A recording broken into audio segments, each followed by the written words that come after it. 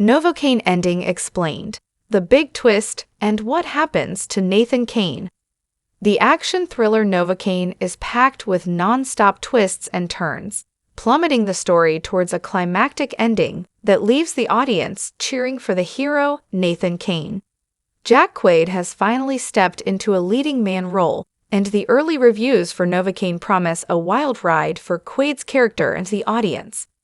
The movie follows a man named Nathan Caine, Jack Quaid, who lives with congenital pain insensitivity and anhidrosis, which, at surface level, means that he can't feel pain or temperature.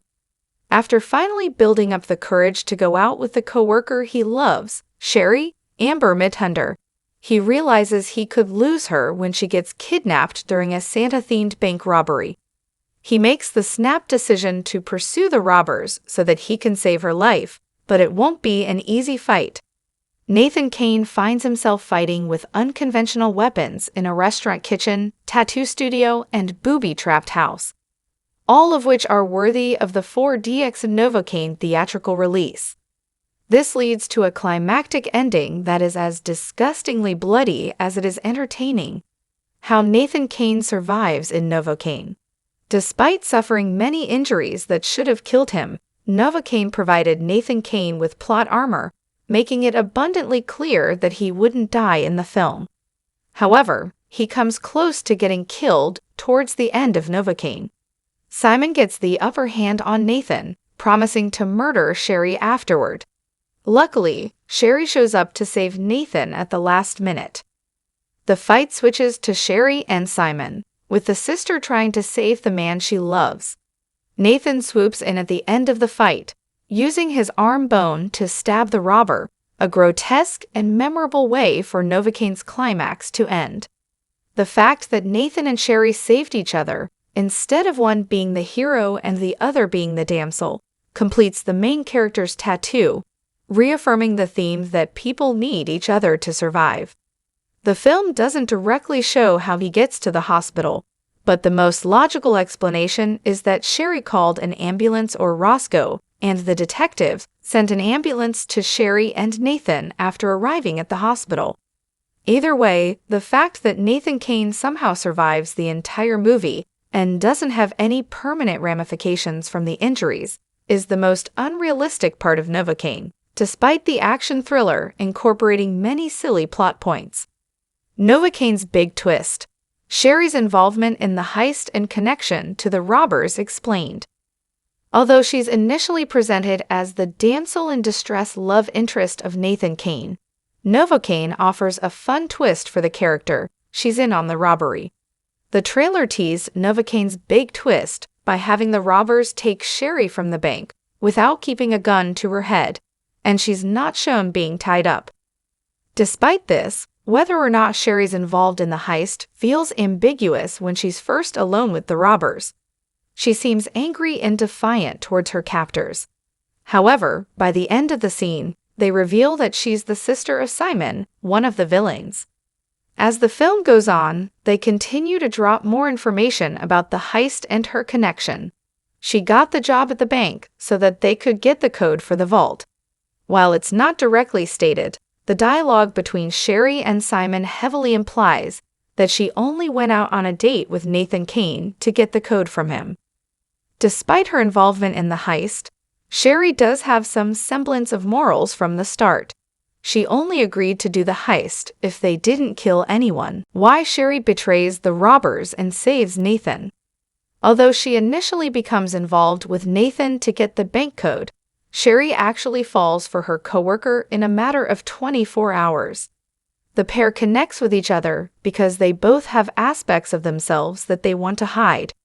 Nathan shares with Sherry that he lives with congenital insensitivity to pain and anhidrosis. While she's slightly less guarded about her secret than Nathan, Sherry later reveals that she engages in self-harm. The moment when she shows her stomach, covered in cutting scars, to Nathan feels profoundly intimate. This connection undoubtedly contributed to her betraying her brother.